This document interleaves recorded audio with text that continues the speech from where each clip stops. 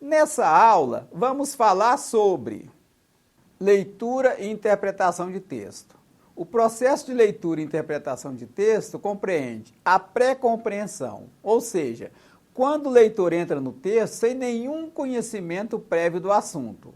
A compreensão, quando ele entra no texto já com um conhecimento prévio do assunto. E a interpretação, que é a fusão desses dois horizontes do texto com os horizontes do leitor. Quer dizer, o texto traz uma informação e o leitor tem a sua experiência, o conhecimento. A fusão dessas duas coisas é o que nós chamamos de interpretação.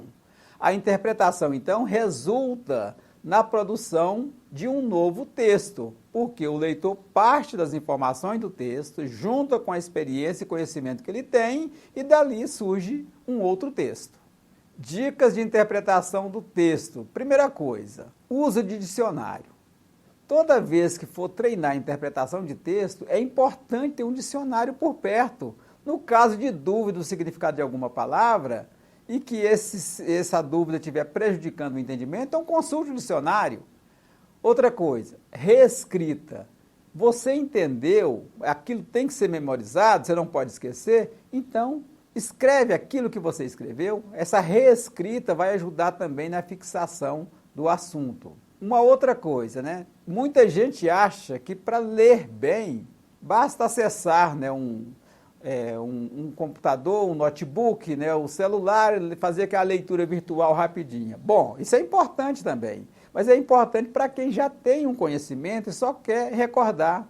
A leitura virtual e física, as duas são importantes, mas a vantagem da leitura física é que você está com o papel na mão, está lendo, e tudo aquilo que você acha interessante, você pode sublinhar, você pode usar um marca-texto, você pode fazer anotações do lado, e depois, quando quiser rever, pega aquele material, vai folheando e você consegue rever rapidamente, né? Recordar tudo aquilo que você estudou. Então, a leitura física, ela não pode ser desprezada quando se trata de estudos, seja para o Enem, seja para concurso, seja para vestibulares.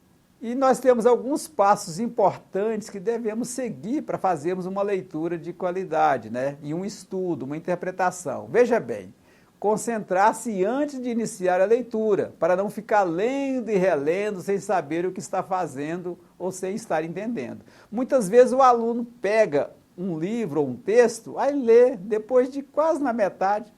Que é mesmo que eu entendi? Nada. Por quê? Não se concentrou antes da leitura. Então, esse exercício de concentração é fundamental.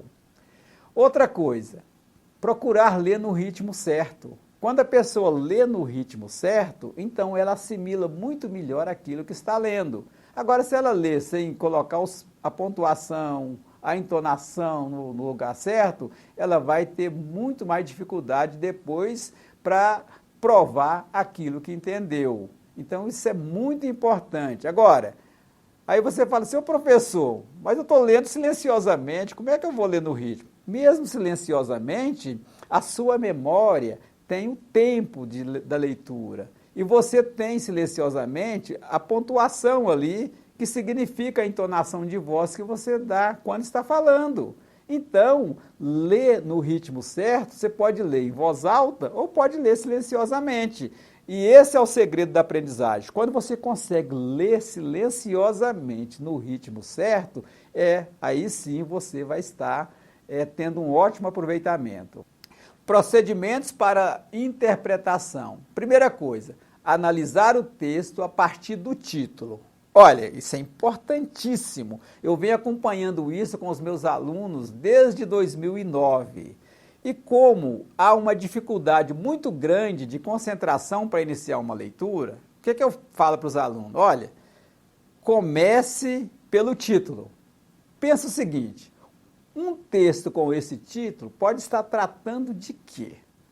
Quando você faz essa indagação para você mesmo, né, então você já está se concentrando, porque o seu cérebro começa a buscar as respostas. E essa busca já é a concentração de que você precisa para fazer uma leitura de qualidade.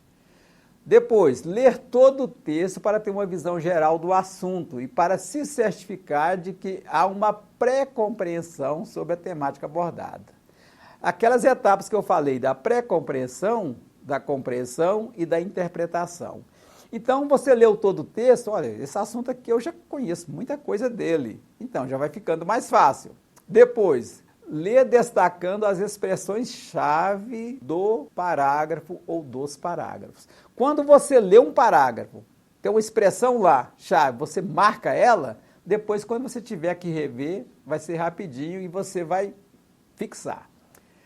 Assimilar as ideias novas, procurando associá-las ao conhecimento prévio para a compreensão do assunto. Então, as ideias novas ali, procure associá-las ao conhecimento que você já tem do assunto. Não interromper a leitura mediante a presença de palavras ou termos desconhecidos, porque o importante é o sentido do texto, não o sentido das palavras isoladamente. Mesmo que alguma lá você tropece e não consiga saber o significado, prossiga na leitura, que o importante vai ser o entendimento do todo. Ler bem, ler profundamente, com bastante concentração, procurando com perspicácia perceber as sutilezas que se apresentam nas entrelinhas do texto. Por que começar pelo título é importante? O título vai fazer você se concentrar. E você se concentrando, vai conseguir perceber essas sutilezas do texto. Tomar cuidado para evitar que prevaleçam as ideias pessoais sobre as ideias do autor. Isso é muito importante. Por quê? O autor escreveu um texto. Eu tenho um conhecimento. Eu leio o texto do autor, estou interpretando o texto com base no pensamento do autor. Aí tem uma alternativa lá para eu marcar, que ela se refere mais ao conhecimento do autor que ele está defendendo o texto, e eu tenho o meu conhecimento, aí eu vou marcar uma outra lá de acordo com o que eu penso. Então, muito cuidado, fique atento apenas ao texto, porque as ideias do autor ali equivalem à interpretação, e não o conhecimento que você já tem sobre o assunto. Outros cuidados. Verificar a coesão e a coerência nos processos de coordenação e de subordinação das ideias no texto. As orações coordenadas possuem independência de sentido, mas a ordem que elas aparecem garante a coerência textual. Ou seja, o pássaro embeleza o espaço natural, canta e voa. Eu tenho ali uma oração que ela está correta, mas ela está incoerente. Por quê? O pássaro embeleza o espaço natural, canta e voa. A ordem dessas ideias ali não está boa. Agora, o pássaro canta, voa e embeleza o espaço natural. Isso é que nós chamamos de coerência num texto. Então é muito importante, né, que a gente aprenda essas dicas para na hora de aplicar em um texto escrito, a gente fazer corretamente. Porque a leitura ajuda na escrita. Porque ela te traz informação, mas a escrita tem que ser praticada, porque ela é um processo diferente do processo de ler. Nem sempre quem lê muito escreve bem. Para a pessoa escrever bem, ela precisa de ler muito, estudar muito, ter muita informação, bom conhecimento, para transformar isso em um texto escrito.